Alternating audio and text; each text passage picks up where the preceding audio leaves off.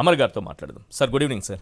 Very good evening sir, ఈరోజు విశాఖలో CM Jagan గారి ప్రసంగం విన్నప్పుడు నేను విశాఖలోనే ఉంటాను, ఈసారి విశాఖలోనే ప్రమాణ స్వీకారం చేస్తాను, ఈ నగరాన్ని ఒక గ్లోబల్ సిటీగా తీర్చిదిద్దుతాను. చాలా సింపుల్గా కనిపిస్తున్న విశాఖలోనే ఉంటాను, ఈసారి విశాఖలో ప్రమాణ స్వీకారం చేస్తాననే మాట వెనుక ఒక కాన్ఫిడెన్స్ లెవెల్స్ ఎలా కనిపిస్తున్నాయి?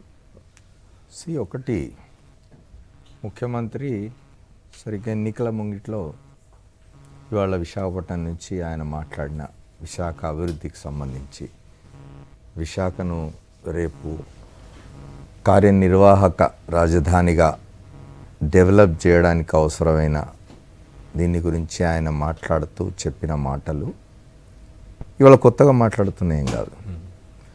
ఎందుకంటే చంద్రబాబు నాయుడు గారు చేసిన పెద్ద తప్పు ఏమిటంటే 2014లో రాష్ట్ర విభజన కానీ అధికారంలోకి రాగానే ఆయన ఇప్పటికే నిర్మితమై ఉన్న నగరాల్లో ఒకదాన్ని చూస్ చేసుకొని దాని మీద కొంత మినిమం పెట్టుబడి పెట్టి, ఎందుకంటే మినిమం పెట్టుబడి అని ఎందుకంటున్నా అంటే ఆంధ్రప్రదేశ్ను విడగొట్టి తెలంగాణ వేరు ఆంధ్రప్రదేశ్ రాష్ట్రం వేరైనప్పుడు ఆంధ్రప్రదేశ్ అప్పులతో వెళ్ళింది.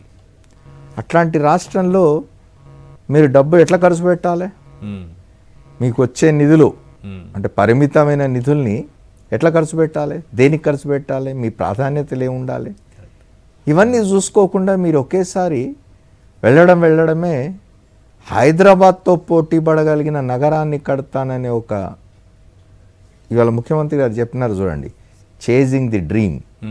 అది అయ్యేది కాదు, పోయేది కాదు. ఓ కళంట పగటి కళంట పరిగెత్తడమే తప్ప అదేం సాకారమయ్యే కళ కాదు. ఈ దేశంలో ఎక్కడన్నా మీకు నిర్మాణం జరిగిందా? మీకు అదే చెప్పబోతున్నా. కొన్ని రాజధానుల గురించి మాట్లాడుకుందాం మనం. అంటే ఒక నగరాన్ని నిర్మించడం అనేది 50 ఏళ్ళు దాటిపోయింది కదా మనకు. చండీగఢ్ నగరాన్ని నిర్మించి ఇవాళ ఎవరైనా చండీగఢ్ నగరానికి వెళ్ళి చూడమనండి. గాంధీనగర్ గుజరాత్లో కొత్త రాజధాని గాంధీనగర్ నిర్మించి 30 ఏళ్ళు దాదాపు అయింది కదా. వెళ్ళి ఆ నగరాల్ని చూసి రమ్మనండి.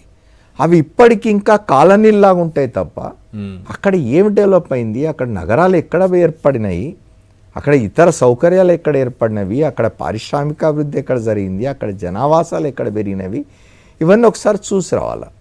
ఆయన ఎంతసేపు చంద్రబాబు నాయుడు ఒక డ్రీమ్ ప్రాజెక్ట్ ఒక 20 ఏళ్ళు 30 ఏళ్ళు, ఇవాళ ముఖ్యమంత్రి గారు కరెక్ట్ ఇది చెప్పినారు, 50,000 పైచిల్కు ఎకరాల భూమి, దానిలో 1 ఎకరానికి మౌలిక వసతులు కల్పించడానికి 2 కోట్లు, అంటే 1,00,000 కోట్లు ఆ మౌలిక వసతులు కల్పించడానికే అవుతాయి.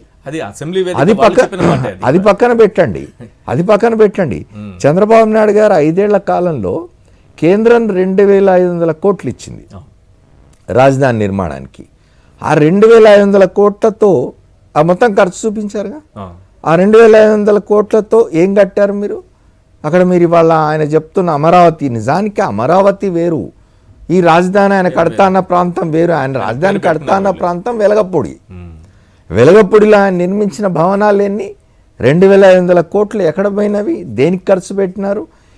ఈ రీతిన చంద్రబాబు నాయుడు గారికి పెత్తనం ఇచ్చి ఆ రాజధాని అక్కడ నిర్మాణం చేయమని చెప్తే 1,00,000 కోట్లు మీరు 50,000 పైచిల్కి ఎకరాలకు మౌలిక వసతులు కల్పించడానికి అవుతే అక్కడ అవసరమైన భవనాలు ఎట్లా వస్తాయి, అక్కడ అవసరమైన జనావాసాలు ఎట్లా వస్తాయి, అక్కడ అవసరం అంటే ముఖ్యమంత్రి గారు చెప్పినట్టు ఇవాళ వచ్చే 10 ఏళ్ల కాలంలో 15 ఏళ్ల కాలంలో 20 లక్షల కోట్లు 30 లక్షల కోట్లు అవుతుంది.